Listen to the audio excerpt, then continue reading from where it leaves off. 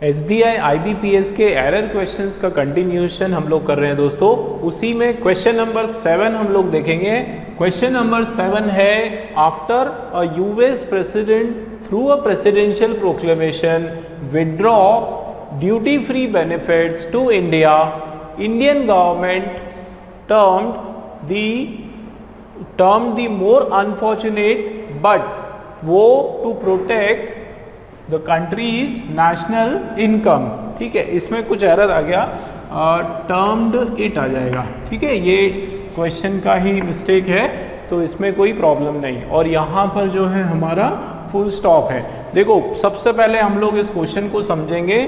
After a US president through a presidential proclamation withdraw. देखो, after a US president, तो सबसे पहले इसमें क्या, आफ्टर अ यूएस जो प्रेसिडेंट है किसके थ्रू अ प्रेसिडेंशियल प्रोक्लेमेशन, मतलब यूएस के जो प्रेसिडेंट है उन्होंने एक प्रेसिडेंशियल प्रोक्लेमेशन उन्होंने दिया था। और उस दिया में उन्होंने क्या कहा था, उस प्रोक्लेमेशन ने उन्होंने कि withdraw duty free benefits to India.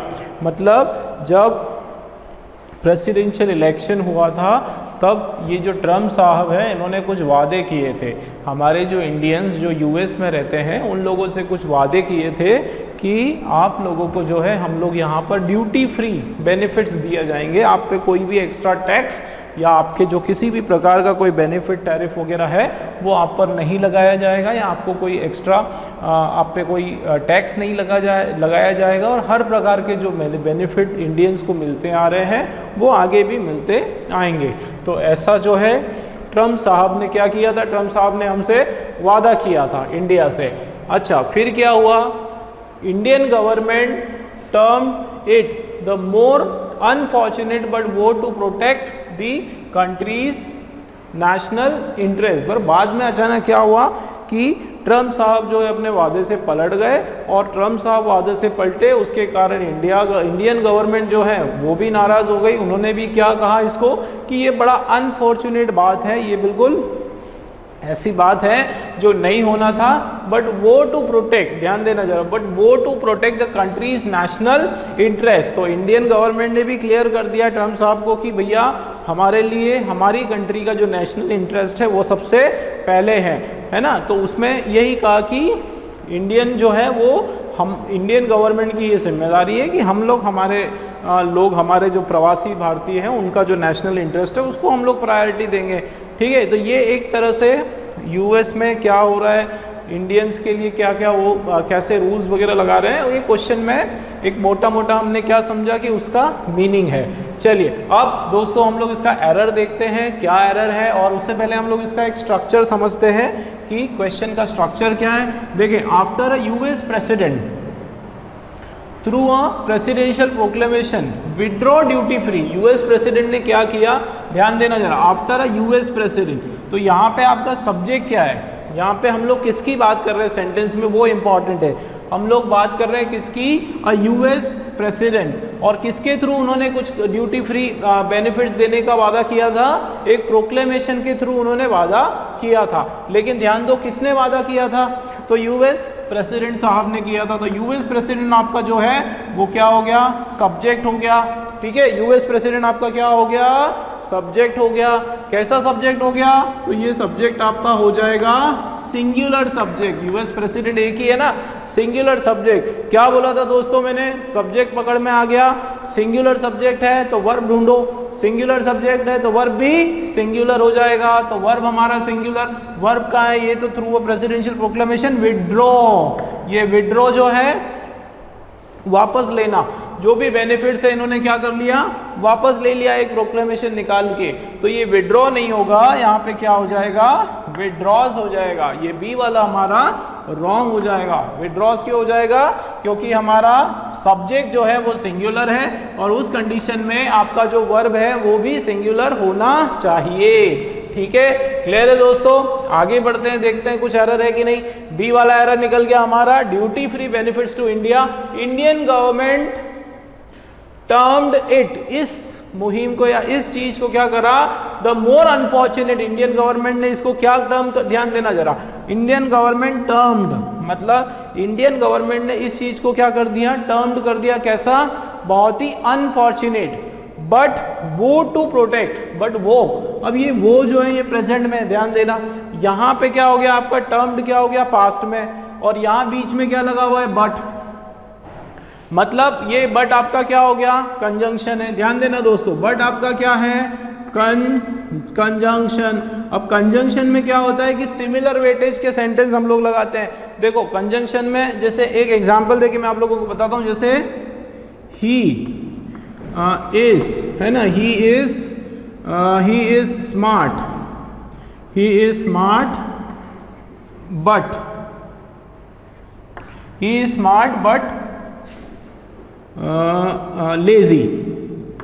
भाई वो कौन है, वो स्मार्ट है लेकिन वो क्या है, थोड़ा सा लेजी है वो, ठीक है। तो ये बट ने क्या कर दिया, he is smart but he is lazy. इसका क्या मतलब है, बट अगर हम लोग लगा रहे हैं, है ना, इसको ऐसे भी ले सकते हैं, he is smart but he is lazy. तो कभी भी हमने जैसे बट लगाया तो ये सेम प्रोपोर्शन के हम लोग सेंटेंस यूज करते हैं, सेम प्रोपोर्शन के, सेम टेंस के भी सेंटेंस यूज करते हैं। मतलब जैसे अगर यहाँ पे बट के पहले ये क्या है, ये यहाँ पे पास्ट टेंस हो गया, term did the more unfortunate, तो अगर इधर बट के इस साइड पास्ट टेंस है तो उसके बाद में भी क्या होगा, पास्ट टेंस हो जाएगा, ये प्रेजेंट टेंस नहीं रहेगा दोस्तों। क्या हो जाएगा यहाँ पे, but vowed, WOWED, vowed to protect. क्या किया उन्होंने, वोट किया, वोट मतलब आवाज उठाई या स्टेप्स लिए, किस कारण से, to protect the country's national interest, तो देश के जो नेशनल इंटरेस्ट है उसको प्रोटेक्ट करने के लिए उन्होंने वो किया, मतलब कदम उठाए, कुछ कारगर कदम उठाए। ठीक है दोस्तों, क्लियर है 7th वाला। आगे बढ़ते हैं 8th वाला क्वेश्चन देखें आप लोग। इन एंशिएंट डेज, पुराने दिनों की बात है, एंशिएंट दिनों में क्या होता था, children told many stories to impart wisdom and to increase their knowledge. ध्यान देना जरा, आप अगर इसका मीनिंग समझ गए, इस क्वेश्चन का अगर आपने मीनिंग पकड़ लिया तो आप बहुत जल्दी आसानी से इसका एरर पकड़ लोगे। देखो इन एंशिएंट टाइम, भाई पुराने दिनों में, ध्यान देना, पुराने दिनों में चिल्ड्रन टोल्ड मेनी स्टोरी, बच्चे बहुत कहानी सुनाते थे। भाई आप मुझे बताओ, पुराने दिनों में बच्चे बहुत कहानियां सुनाते थे या बच्चों को बहुत कहानियां सुनाते थे? ठीक है, बच्चे कहानियां पुराने दिनों में अगर सुनाएंगे तो उसका क्या इंपॉर्टेंस है। बच्चों को पुराने दिनों में क्या होते थे, हमारे जो घर में जो बुजुर्ग है वो क्या करते थे, कहानियां सुनाते थे ना। तो देखो इन एंशिएंट डेज चिल्ड्रन टोल्ड नहीं, क्या हो जाएगा, चिल्ड्रन वर, बच्चों को सुनाया जाता था। वर क्यों आएगा, क्योंकि यहाँ पे पास्ट टेंस का सेंटेंस चल रहा है, पुराने दिनों की बात हो रही है।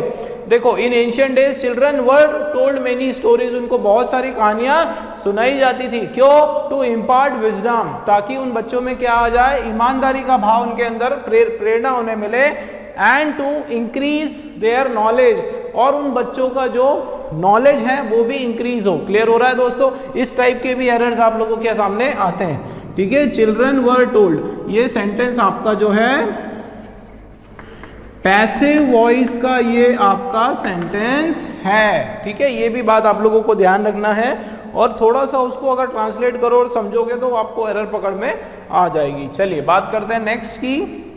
ठीक है, तो एरर कहां मिल गया, यहाँ पे बी वाला सेक्शन जो आपका रॉन्ग है। Okay, let's move to the question number 9। C, an efficiency team of social workers have replenished the trays of appetizers almost as quickly as the guests have emptied them। है ना, घुमाने वाला एकदम sentence, इसका meaning समझना सबसे पहले तो बहुत जरूरी है। देखो आप, an efficiency team of social workers, ध्यान दो यहाँ बात किसकी हो रही है, an efficiency team of social, ये गड़बड़ हो गया। क्या गड़बड़ हो गया, एफिशिएंसी तो सर जी हमारा क्या है, हमारा एब्स्ट्रैक्ट नाउन है। एफिशिएंसी क्या है, हमारा एब्स्ट्रैक्ट नाउन है। ठीक है, और टीम जो है वो भी नाउन, वो भी क्या है, नाउन। अब ध्यान दो कि ये जो शब्द है ये हम किसके लिए इस्तेमाल कर रहे हैं, ये हमको चाहिए एज एन एडजेक्टिव। ये वर्ड हमको कैसे चाहिए, एज एन एडजेक्टिव, क्योंकि हमको ये एफिशिएंसी सी टीम से मतलब नहीं है, एफिशिएंट टीम से मतलब है। एडजेक्टिव क्या करता है, आपके नाउन को डिस्क्राइब करता है। तो ये एफिशिएंसी रॉन्ग हो गया, गड़बड़ हो गया, ये क्या हो गया, एफिशिएंट। क्या हो जाएगा आपका, एफिशिएंट। ठीक है, क्लियर है। एफिशिएंट आपका एडजेक्टिव होगा, नाउन फॉर्म नहीं होगा, एफिशिएंसी मत लगाओ।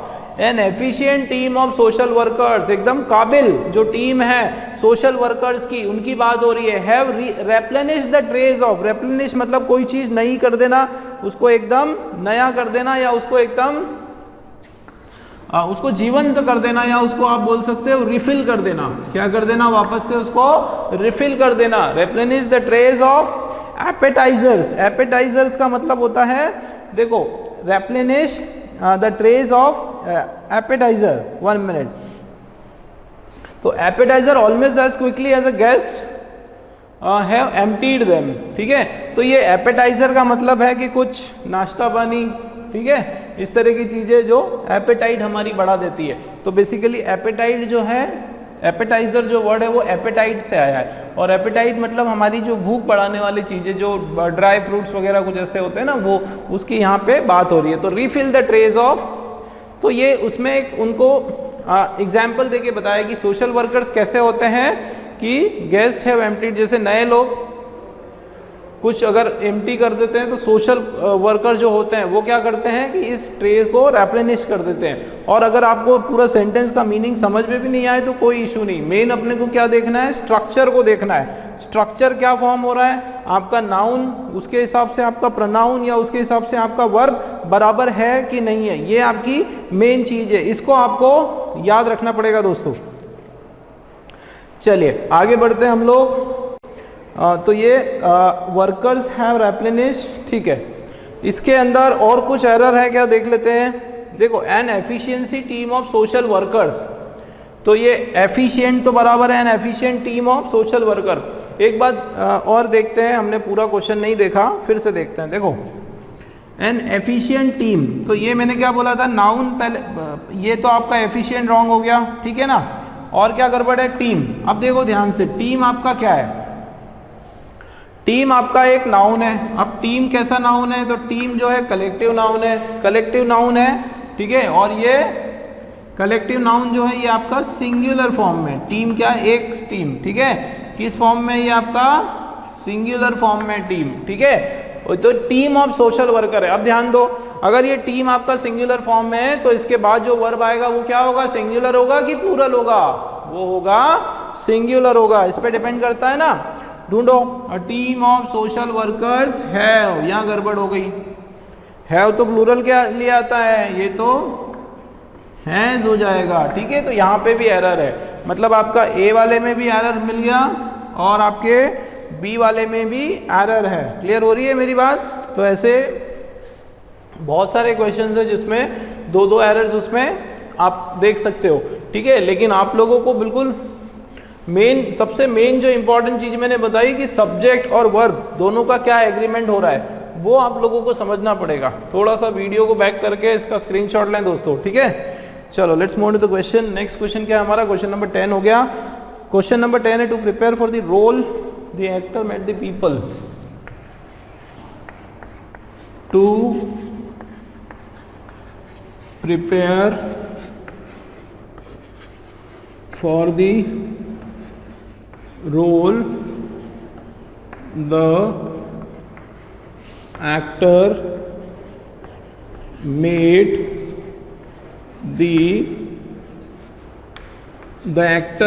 the people, to prepare for the role the actor met the people who worked once in close association, who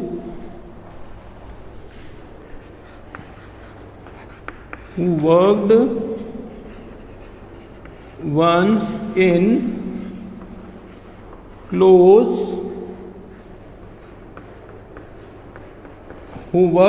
in close association with the former prime minister, with the former prime minister. ठीक है, ये हमारा question है। Errors कहाँ कहाँ पे लगा हुआ है, ये सॉरी ये पॉइंटर्स कहाँ लगे हुए हैं, ए आपका role and yes this is A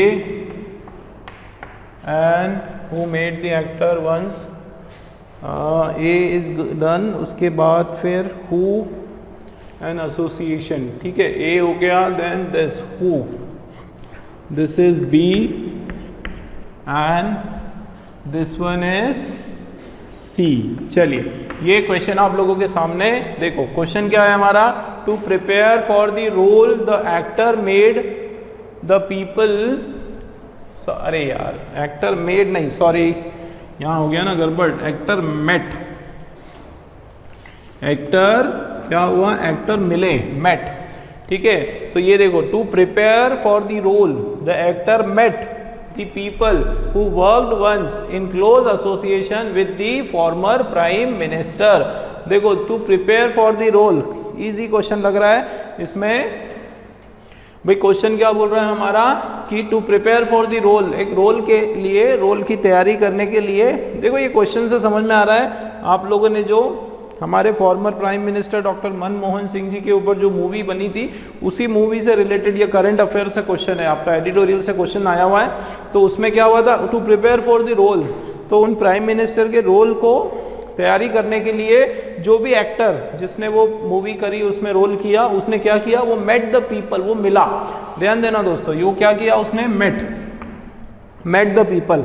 met मतलब ये वर्ब का सेकेंड फॉर्म चल रहा है, मीट का सेकेंड फॉर्म मेट। ठीक है, इसका जो है, इसका V1 क्या हो जाएगा, फर्स्ट फॉर्म क्या हो जाएगा, मीट हो जाएगा। तो मीट का सेकेंड फॉर्म मेट। तो मेट द पीपल किनसे मिला, ऐसे लोगों से मिला who worked once in close association, जो कभी उनके साथ एक क्लोज एसोसिएशन में काम किया था। किनके साथ, फॉर्मर प्राइम मिनिस्टर के साथ। ठीक है, क्वेश्चन समझ में आया।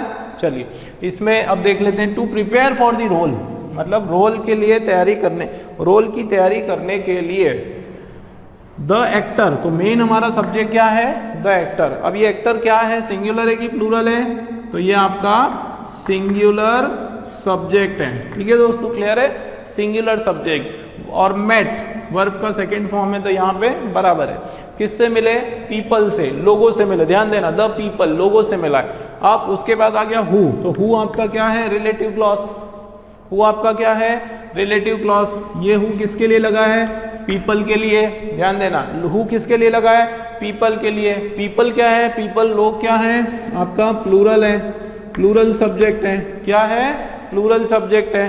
तो अगर यहाँ पे कोई वर्ब हुआ तो वो सेकंड, देखो हु वर्कड, तो ये सिंगुलर प्लूरल की तो बात ही नहीं होती, क्योंकि यहाँ पे सीधा सेकंड फॉर्म चल रहा है ना। Who worked once in close, कभी एक क्लोज एसोसिएशन में उन्होंने फॉर्मर प्राइम मिनिस्टर के साथ काम किया था। अब यहाँ कौन सा रूल हो रहा है, तो यहाँ पास्ट ऑफ पास्ट का रूल हो रहा है। कौन सा रूल हो रहा है, यहाँ पे आपका पास्ट ऑफ पास्ट का रूल आ रहा है। पास्ट ऑफ पास्ट का रूल हमने पहले भी डिस्कस किया है लास्ट क्लास में। हमने बोला था कि अगर दो पास्ट टेंस है, कितनी पास्ट टेंस है दोस्तों, दो पास्ट टेंस है, तो जो एक्शन सबसे पहले हुई वो हो जाएगी आपकी पास्ट की परफेक्ट टेंस में हो जाएगा। किस में हो जाएगा, पास्ट के परफेक्ट में। तो एक तो ये आपका पास्ट टेंस है मेट, और दूसरा ये वर्कड। तो बताओ पहले किसकी बात हो रही, पहले हमारे जो एक्टर है वो मिले किसी से, कि पहले हमारे जो प्राइम मिनिस्टर वो पहले उनसे actor met the people who worked once, और या फिर सेकंड काम किया किसी ने। दोनों में से पहला एक्शन कौन सा है बताओ, पहले एक्टर उन लोगों से मिला या पहले लोगों ने काम किया प्राइम मिनिस्टर के साथ, कौन सा एक्शन सबसे पहले हुआ। जाहिर सी बात है पहले तो उन लोगों ने प्राइम मिनिस्टर साहब के साथ काम किया, उसके बाद हमारे जो एक्टर साहब है वो उन लोगों से मिले। ठीक है, तो ये जो है आपकी, ये भी वर्ब है, ये एक्शन पहले हुआ, वर्कड वाला पहले हुआ और मीटिंग वाला काम जो है वो बाद में हुआ। ठीक है, तो यहाँ पे वर्कड नहीं आएगा, यहाँ पे क्या हो जाएगा, यहाँ पे दोस्तों आपका क्या हो जाएगा, हैड वर्क हो जाएगा, हैड। ठीक है, पास्ट और पास्ट का पास्ट परफेक्ट हो जाएगा। ठीक है दोस्तों, तो ये इस तरह से भी क्वेश्चन आते हैं। बट क्या होता है कि जब हम क्वेश्चन सॉल्व करें तो हमको सारे पहलुओं को देखना पड़ता है, ठीक है। इसीलिए मैंने आप लोगों को पूरा स्टार्टिंग से ये देखा कि मैंने सबसे पहले सब्जेक्ट ढूंढा, उसके बाद वर्ब ढूंढा, ठीक है, उसके बाद रिलेटिव प्रोनाउन ढूंढा। जब पता चल गया कि यार वो कोई एरर नहीं है तो फिर दूसरे एंगल से एरर ढूंढने की आप लोग कोशिश करो, ठीक है। चलिए 10th वाला क्वेश्चन, 11th वाला क्वेश्चन देख लेते। The earth crust float over, 11th question है the earth crust float over the earth crust floats over a core of molten rocks and some core of molten rocks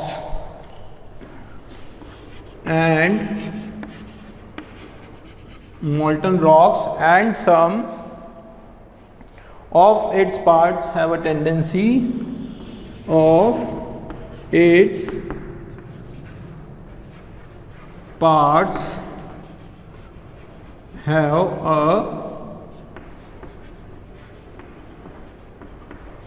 some of its parts have a tendency to move with respect to one another, tendency to move with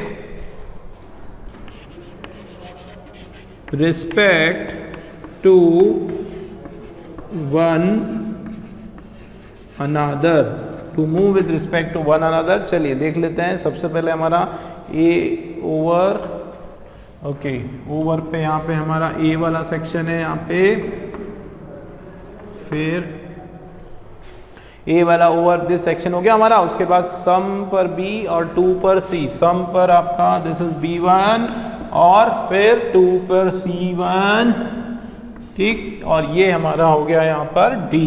चलिए बात कर लेते हैं, question आप लोगों के सामने है। क्वेश्चन देखो क्या बोलता है, the earth crust float over, ध्यान दो जरा, चलो शुरू से ही स्ट्रक्चर बनाने की कोशिश करते हैं। अर्थ क्रस्ट, किसकी बात हो रही है भैया, अर्थ के क्रस्ट की बात हो रही है। अर्थ का जो क्रस्ट है, मतलब यहाँ पे हमारा सब्जेक्ट क्या है, सब्जेक्ट है हमारा क्रस्ट, सब्जेक्ट क्या है हमारा क्रस्ट, और किसका क्रस्ट, अर्थ क्रस्ट, अर्थ का क्रस्ट, ठीक है। अब ये क्रस्ट क्या है, सिंगुलर, भाई क्रस्ट क्या है, सिंगुलर सब्जेक्ट, ध्यान देना दोस्तों, बहुत इंपॉर्टेंट बात है। तो अर्थ क्रस्ट क्या है, अर्थ क्रस्ट, ठीक है, अर्थ का क्रस्ट, तो वो क्रस्ट क्या है, सिंगुलर है, एक वचन है। अब सीधी सी बात है भैया कि अगर क्रस्ट आपका सिंगुलर है तो उसके बाद जो वर्ब आएगा वो भी क्या हो जाएगा, सिंगुलर हो जाएगा। तो ये फ्लोट नहीं होगा, क्या हो जाएगा, फ्लोट्स हो जाएगा। बाकी देख लेते हैं। तो अर्थ क्रस्ट फ्लोट्स ओवर, के ऊपर, किसके ऊपर, अ कोर, कोर के ऊपर। कोर किसका बना हुआ है, कोर ऑफ मोल्टन रॉक्स, पिघले हुए रॉक्स का बना हुआ है।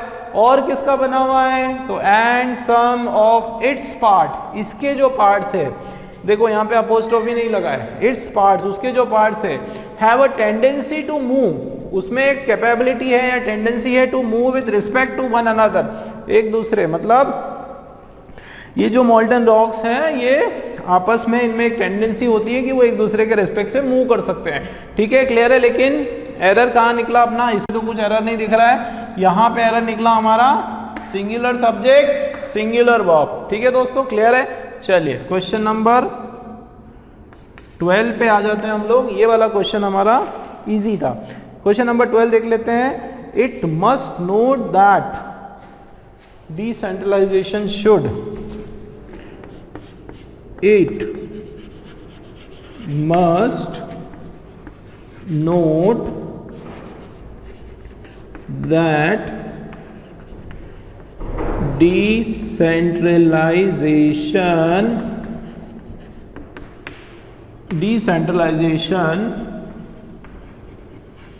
should, it must note that decentralization should apply along with quotient. Decentralization should apply along with, must apply, decentralization should apply along with caution as it can lead to, caution as it can lead to organizational disintegration. Organizational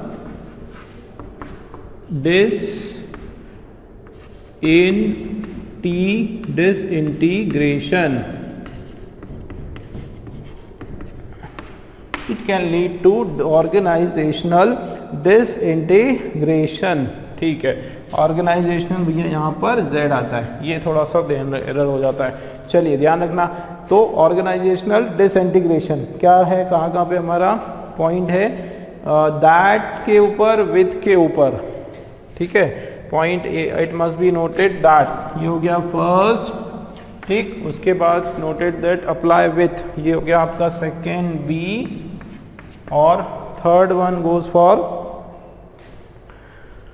can, third one is can, ठीक है, can के बाद can lead to, ये हो जाएगा, ये आपका third वाला एरर है। चलिए बात कर लेते हैं, क्वेश्चन की बात करते हैं, क्या होगा बताओ।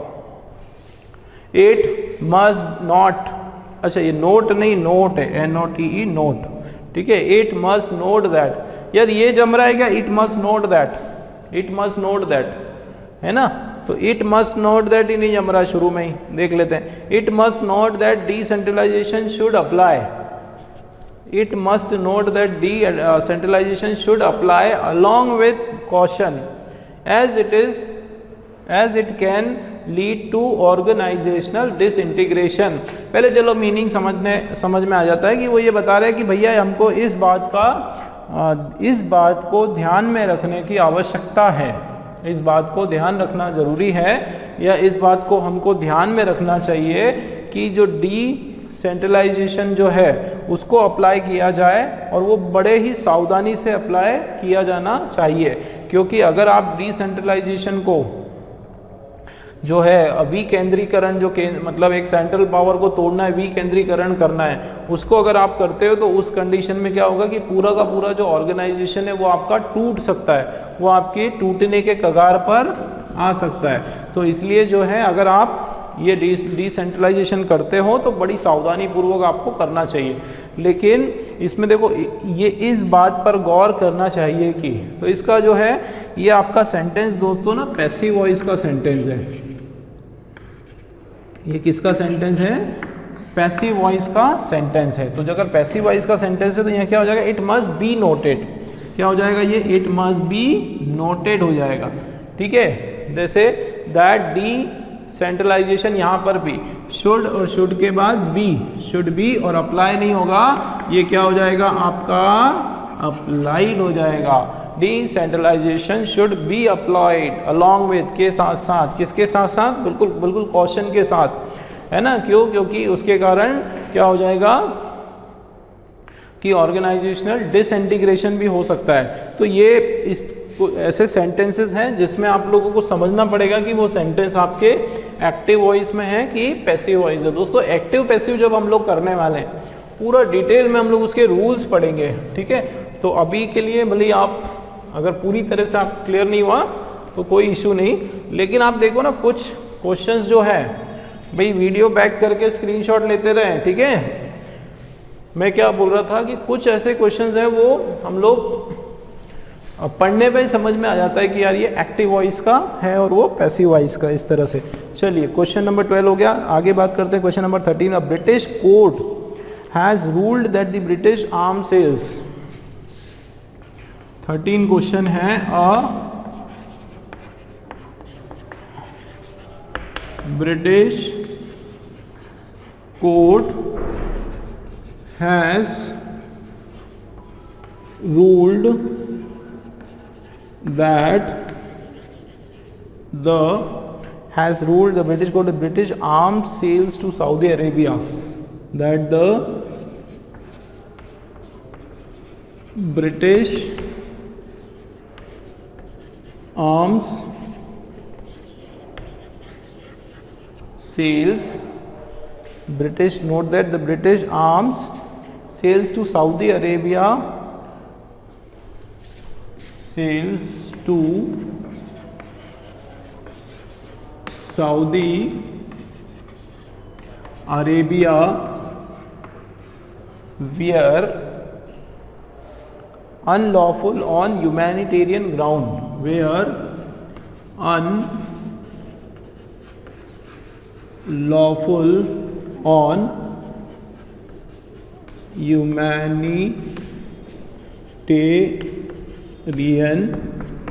humanitarian ground, ह्यूमैनिटेरियन ग्राउंड, ये टेरियन RAAN आएगा, RIAN, ठीक है, ह्यूमैनिटेरियन ग्राउंड। चलिए क्वेश्चन, हाँ इसके वो देख लेते हैं पॉइंटर्स हम लोग। तो पॉइंटर्स आपके हैं, फर्स्ट है आपका रूल्ड पर, फिर Arabia, okay, so first one is at ruled, ये आपका ए हो गया, ठीक है, British arm sales on Saudi Arabia, this is B, ठीक है, अनलॉफुल ऑन, तो ऑन दिस इज सी, ठीक है, this is C, and humanitarian ground this one is your D. चलिए ये क्वेश्चन आप लोगों के सामने है, that the British arm sales to, देखो इस टाइप के जो क्वेश्चंस है जो करंट अफेयर से रिलेटेड है, कुछ ऐसे न्यूज़ में कोई खबर चल रही है, या कोई ऐसा वर्ल्ड का कोई न्यूज़ चल रहा है, बैंकिंग से रिलेटेड, फाइनेंस से रिलेटेड, इकोनॉमी से रिलेटेड, कोई भी ऐसा क्वेश्चन आता है, उसके एरर्स बहुत ज़्यादा आते हैं। और इस टाइप के एरर्स आते हैं ना दोस्तों, तो ये देखो कि एरर बहुत सिंपल होता है, मतलब, लेकिन हम लोग क्या है, उस क्वेश्चन को पूरा समझने में इतना उलझ जाते हैं कि हम लोग एरर को मिस कर देते हैं कई बार, जबकि बहुत सिंपल एरर होता है। चलो देखो इसमें, a British court has ruled that, ruled का मतलब है कि उन्होंने एक रूलिंग निकाली, एक आदेश निकाला, क्या रूलिंग निकाली, that the British arm sales, जो ब्रिटिश आर्म सेल्स एक वो हुआ था, डील हुई थी, आर्म सेल्स जो हथियारों की बिकवाली के लिए, बिकने के लिए जो सेल्स हुई थी, किसके साथ डील हुई थी, ये आर्म की डील, हथियारों की डील किसके साथ हुई थी, सऊदी अरेबिया के साथ हुई थी। Wear unlawful on humanitarian ground, तो ये वियर कहाँ से आ गया, है ना, वियर तो वर्ड इसका मीनिंग निकल के ही नहीं आ रहा है, ये तो आपका क्या है यहाँ पे, वर अनलॉफुल, है ना, क्योंकि ये आपका सिंपल, ये आपका पास्ट का सेंटेंस है। भाई वो जो डील थी वो कैसी थी, वो जो डील हुई थी ब्रिटिश आर्म्स की, ब्रिटिश वालों की इनसे हुई थी, सऊदी अरब की, वो डील कैसी थी वर्ड है ना, वो कैसी थी, तो वो डील आपकी अनलॉफुल थी, है ना, गैर कानूनी थी वो डील, तो वो यहाँ पे वियर नहीं आएगा, स्पेलिंग का एरर है दोस्तों। ये जो इस टाइप के जो क्वेश्चंस हैं, ध्यान देना जरा, ये क्वेश्चंस आपके सेंटेंस इंप्रूवमेंट, आपके जो सेंटेंस इंप्रूवमेंट का जो सेक्शन है उसमें सबसे ज़्यादा आते हैं इस टाइप के क्वेश्चंस, जो है इस टाइप के जो एरर्स है वो सेंटेंस इंप्रूवमेंट के सेक्शन में बहुत ज़्यादा आते हैं दोस्तों, इसलिए आप लोग इसको बिल्कुल ध्यान रखिए।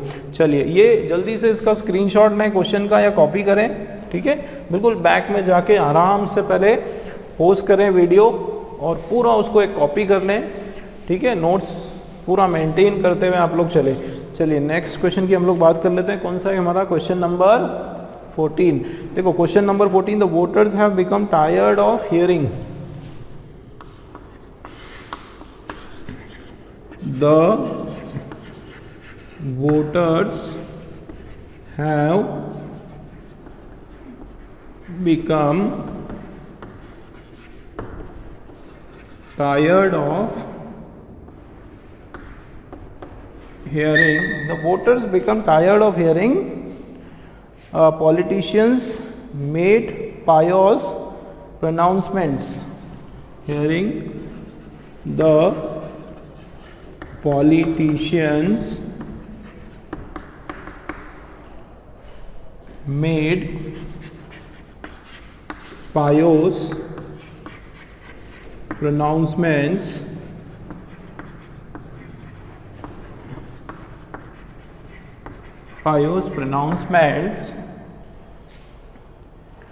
about their devotion to them and social work, pronouncement about their devotion to them and social work। चलिए ये हमारा क्वेश्चन, इसके पॉइंट्स देख लेते हैं। तो सबसे पहले आपका ए ऑफ पर, उसके बाद बी आपका पायस। देखो voters being of, this is A, ठीक है। B1 is on pious, this is B, okay, and C1 is on there, about there, yes, ये this is there, this is C error, and devotion to social work, this one is D error.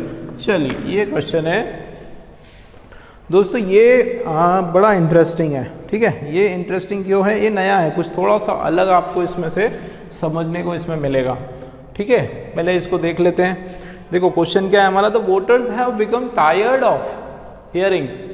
देखो ध्यान से, the voters have become tired of hearing. वो ये सुन के क्या हो गए, पक गए, थक गए। वोटर्स का एकदम कान पक गए सुन के। क्या सुन के कान पक गए? कि that the hearing the politicians made pious pronouncements. Pious मतलब बिग, पायोस का मतलब क्या है? बिग प्रोनाउंसमेंट मतलब अनाउंसमेंट। प्रोनाउंसमेंट मतलब बड़े बड़े वादे वगैरह करते हैं कि नहीं भाई। पॉलिटिशियंस का काम क्या होता है कि बड़े बड़े वादे करो और वोट लो, है ना। लेकिन लोग जो है वो, जनता जागरूक हो गई, वोटर्स जो है वो जागरूक हो गए। वो क्या हो गए, ये सुन के क्या हो गए, थक गए, टायर्ड हो गए ऑफ हियरिंग दिस, कि पॉलिटिशियन जो है वो बड़े बड़े पायोस प्रोनाउंसमेंट कर रही है। किस बात के? About their devotion. बड़े बड़े पॉलिटिशियन चीख के क्या बोलते हैं कि हम आपके लिए कितना डिवोटेड है, कितना हम काम करते हैं और कितना हम लोग सोशल वर्क करते हैं। पॉलिटिशियंस का काम है अपना जो भी सामाजिक वर्ग है उसको बखान करते जाओ। लेकिन पब्लिक बहुत जागरूक हो गई, पब्लिक अवेयर हो गई, अब पब्लिक इनकी बातों में नहीं आती है। अब देखो आप दोस्तों एक चीज देखो यहाँ पे, the voters have become tired of hearing, मतलब ये क्या होगा, हियरिंग। अब ये हियरिंग क्या है आपका? जेरेंट। हियरिंग आपका क्या हो गया? जेरेंट, ठीक है। हियरिंग द पॉलिटिशियन, यहाँ पे देखो हियरिशन made pious pronouncement about their devotion है। द पॉलिटिशियन मेकिंग, क्या सुन के? अब ये सुनते हुए, सब हुए चल रहा है कि इस बात का मतलब टायर्ड, ये सुनते हुए थक गई कि पॉलिटिशियन जो है मेकिंग पायोस। हमेशा पॉलिटिशियन क्या करता है? मेड नहीं होगा, ये क्या हो जाएगा? Politician making, politician making pious pronouncement about their devotion to the work. तो एक तो ये मेकिंग का यहाँ पे गड़बड़ हो गया, ठीक है। तो have become tired of hearing, ठीक है। तो ये जेरेंट, इसका बेसिकली ये मीनिंग में फिट नहीं हो रहा है, ठीक है। इसमें कैसे समझना, इसका मीनिंग समझ के ही हम लोग इसको सॉल्व कर सकते हैं। तो वोटर्स जो है वो थक गए ये सुन के कि पॉलिटिशियन क्या करते हैं, क्या सुन के थक गए कि making pious pronouncements by the politicians. जिस तरह से पॉलिटिशियन पायोस प्रोनाउंसमेंट करते हैं उससे वो थक चुके हैं इस चीज से। चलिए ठीक है, ये क्लियर है। 15 की हम लोग बात कर लेते हैं। क्वेश्चन, बिलीव इट और not, it is possible, it's possible to laugh without experience. Question number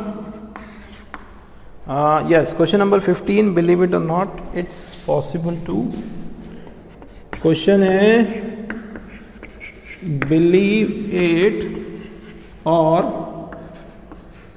not, it's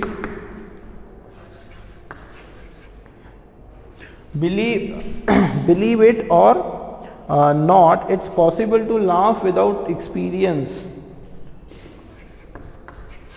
possible to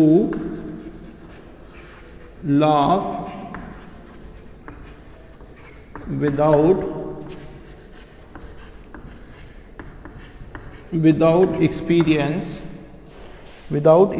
possible to laugh without experience a funny event and the simulated a funny event and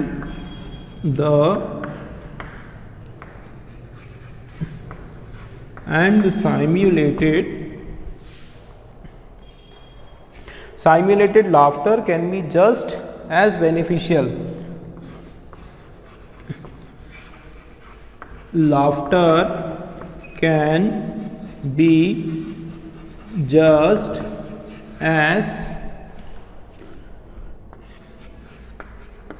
beneficial, can be laughter just as beneficial as just beneficial as a real thing, a real thing.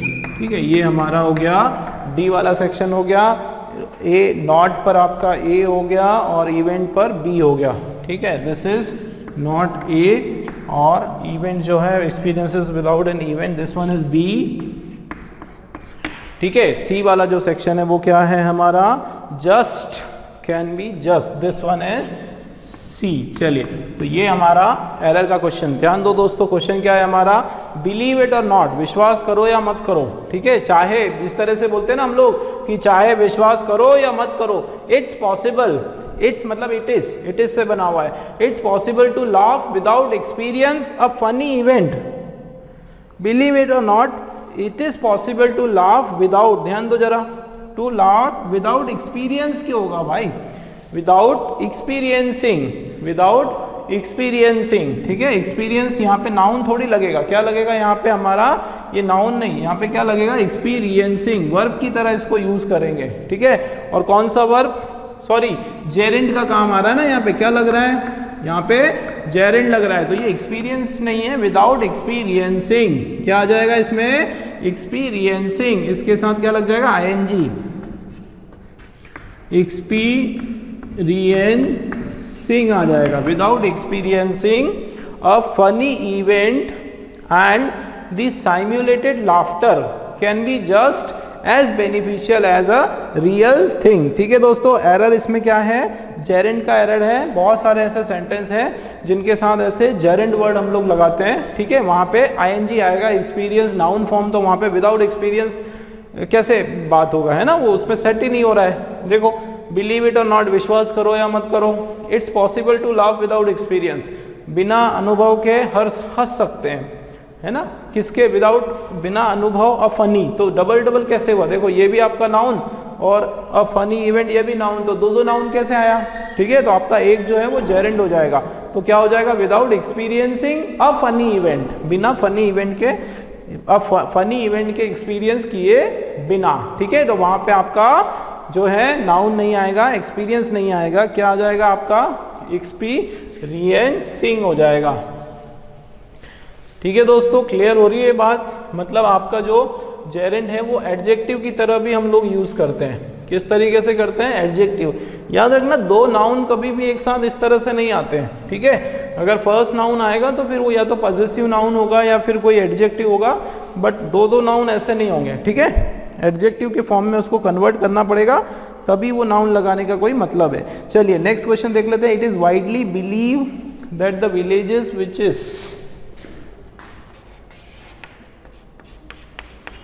it is widely believed that the villages which is, it is widely believed that the villages which is situated on the eastern coast of India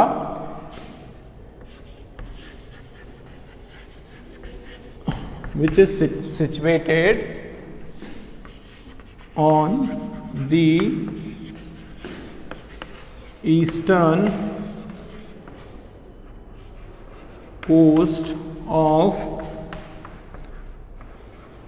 India, villages which is situated on east India will wipe out within a decade, will wipe out within a decade. decade मतलब 10 years, 10 साल. within a decade, एक 10 साल के अंदर जो है वो क्या हो जाएंगे, सारे गांव जो ईस्टर्न कोस्ट पर है वो वाइप आउट हो जाएंगे. चलिए, ए आपका है बिलीव पर, बी आपका ऑन द, तो A1 is here, this is A. ठीक है, second one is here, this is B, and third one is wipe, third one is here, seize. ठीक है, ये हो गया हमारा क्वेश्चन। ध्यान दो जरा दोस्तों, ये क्वेश्चन इजी आप पता कर सकते हो एरर इसके अंदर, है ना। बताओ, क्वेश्चन पढ़ने से ही इसमें समझ में आ रहा है भाई। देखो, इट इज वाइडली बिलीव, ये क्या बात हुई सर? इट इज, ये आपका सब्जेक्ट, ये आपका वर्ब, तो यहाँ कायदे से क्या आना चाहिए? यहाँ पे ऑब्जेक्ट आना चाहिए। क्या आना चाहिए? ऑब्जेक्ट आना चाहिए। ऑब्जेक्ट आता है मतलब कोई दूसरा नाउन आना चाहिए, ठीक है। तो ये नाउन आना चाहिए, लेकिन उसके बदले और दूसरा वर्ब कैसे आ गया? मेन वर्ब, ठीक है ना। तो वाइडली क्या? इट इज वाइडली मतलब लार्ज स्केल, ये बिलीव, तो बिलीव तो वर्ब है, वर्ब नहीं लगाएंगे हम लोग, यहाँ पे क्या लगा देंगे? नाउन लगाएंगे। तो नाउन क्या होता है बिलीव का? बिलीव का जो एब्स्ट्रैक्ट नाउन का फॉर्म है, तो वो क्या हो जाएगा? वो बिलीफ हो जाएगा। तो आपका रॉन्ग क्या है? बिलीव, नाउन नहीं होगा। क्या बिलीफ है? बिलीफ मतलब एक धारणा, एक प्रथा, ठीक है, एक सोच। क्या सोच है वहां पे? एक बड़ी सी एक मानना, ठीक है, एक मानना है। क्या मानना है वहां पे? कि विलेजेस विच इज सिचुएटेड, ऐसे गांव जो कहां पे सिचुएटेड है? ईस्टर्न कोस्ट ऑफ इंडिया पर सिचुएटेड है। कहां पर सिचुएटेड है? ईस्टर्न, ईस्ट साइड में, इंडिया के कोस्टल पार्ट में है। विल वाइप आउट, वो क्या होगा? अब क्योंकि देखो दैट और विल के साथ वैसे भी फर्स्ट फॉर्म आता है। विल क्या हो जाएगा? वाइप आउट हो जाएगा। फ्रेजल वर्ब है, वो हट जाएगा, मिट जाएगा, पानी में बह जाएगा। वाइप आउट मतलब बह जाएंगे। With in a decade, with in a decade मतलब 10 सालों के अंदर, ठीक है दोस्तों। क्लियर हुआ? क्या है हमारा एरर? वर्ब है, तो वर्ब नहीं लगने वाला है। वर्ब की पोजीशन नहीं है, वो किसकी पोजीशन है? आपकी नाउन की पोजीशन है। बिलीव जो है वो आपका क्या हो जाएगा? बिलीफ हो जाएगा।